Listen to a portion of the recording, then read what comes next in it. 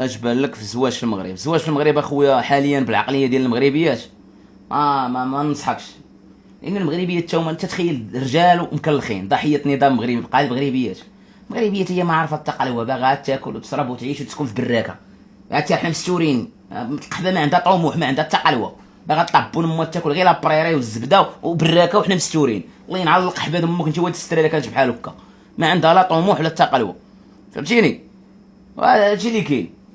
مغربيه ما زواج ما تقلوه. فهمتيني؟ بالنسبه لدوك المغربي، خصوصا دوك المغربيات ديال اختي ناكل غير خبيزه ونتسر، فهمتي؟ تعذبك في حياتك وتعيشك الفقر والنقير والقهره والاداب. ما عندك ما دير بالقحبه هذا ماشي مغربيه.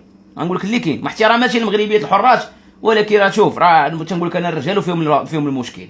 الرجال فيهم المشكل. تخيل كتلقى بنادم راجل عنده 50 عام وعقله فيه العبوديه، فما بالك بمراه؟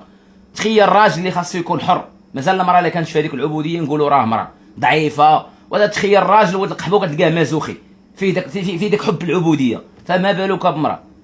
وتعميم لغات الجهلاء. كاينين عيالات اللي صراحه حرات، ولكن ما كنهضروش باش كنهضروا بمراه ولا تنهضروا بصيغه الجمع، كنقصدوا الفئه الكبيره. تعميم لغات الجهلاء راه باش كنهضروا بصيغه الجمع ما كنقصدوش العيالات كاملين، ما كنقصدوش الرجال كاملين. باش كنهضروا بصيغه الجمع كنقصدوا الفئه الكبيره، حيت الفئه الكبيره خوتي راه ما تعاشرش.